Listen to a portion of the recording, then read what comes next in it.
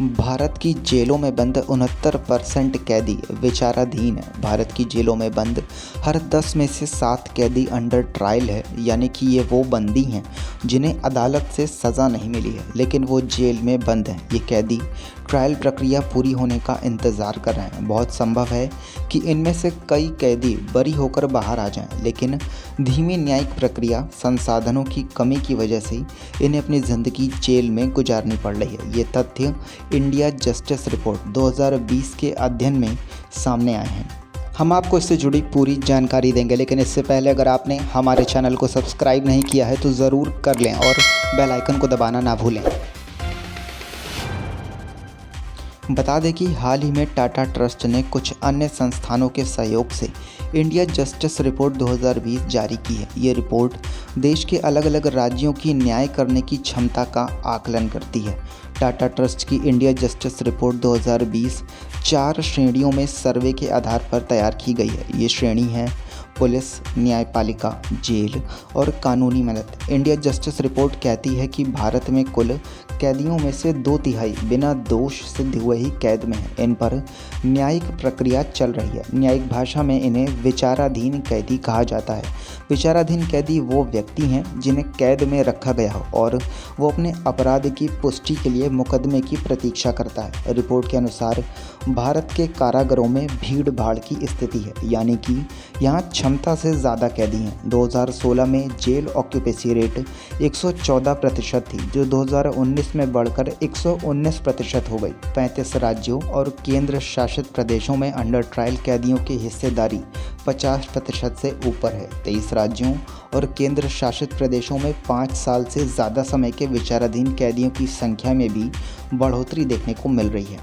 भारत की जेल में प्रत्येक दोष सिद्ध कैदी पर 2 अंडर ट्रायल कैदी हैं। लॉकडाउन के कारण हो रही देरी और वकीलों के कोर्ट तक ना पहुंच पाने से कैदियों का अधिकार और भी प्रभावित हुआ है। 2016 में देश में 4,33,003 कैदी थे, जबकि 2019 में ये संख्या बढ़कर 4,78,600 हो गई। हालांकि हैरान करने वाला पक्ष ये है कि देश में जेलों की संख्या भी कम हो गई है। 2016 में देश में 1,412 जेलें थीं, जो अब कम होकर 1,350 हो गई हैं। इससे जेलों में भीड़ और बढ़ी है। आंकड़ों के मुताबिक दिल्ली के जेलों में कैदियों की संख्या सबसे ज़्यादा 175% है, यानी कि यहाँ की जिन जेलों में 100 कैदियों के रहने की क्षमता है वहाँ पर 175 कैदी रह रहे हैं, जबकि उत्तर प्रदेश में ये स्थिति 168% थी। यहाँ जिन जेलों में 100 कैदियों के रहने की क्षमता है वहाँ पर 168 बंदी रहते हैं। देश की सेंट्रल जेलों में सबसे ज़्यादा भीड़ भाड़ है। यहाँ क्षमता के अनुपात में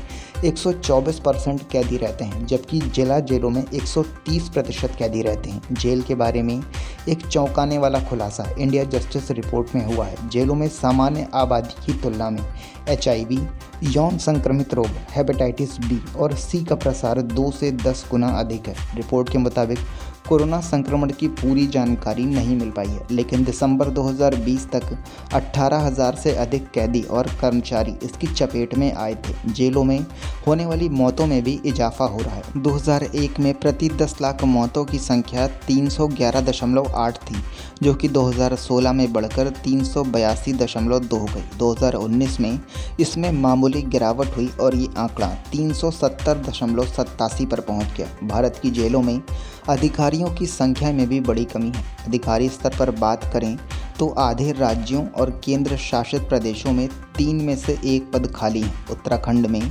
75% वैकेंसी है, वहीं तेलंगाना ने इस दिशा में सुधार किया है और वहां रिक्तियां 1% से भी कम हैं। जबकि कैडर स्टाफ की बात करें तो 29% पद खाली हैं। झारखंड में 64% पद खाली हैं। मॉडल जेल मैनुअल 2016 के मुताबिक प्रत्येक 200 कैदियों के लिए एक सुधारक अधिकारी और प्रत्येक 500 कैदियों के लिए एक मनोवैज्ञानिक अधिकारी होना चाहिए। इसकी तुलना में अगर राष्ट्रीय औसत की बात करें तो 1,617 कैदियों पर एक कल्याण अधिकारी और प्रत्येक 16,503 कैदियों पर एक मनोचिकित्सक है। राज्यों के स्तर पर तो हालत और भी खराब है। यहाँ पर प्रति 50,649 कैदियों पर एक मनोचिकित्सक है। इसी कैटेगरी में उत्तर प्रदेश भी आता है। आंध्र प्रदेश और सिक्किम सहित 9 राज्यों और केंद्र शासित प्रदेशों ने अपने यहाँ ऐसे पद की स्वीकृति ही नहीं दी है।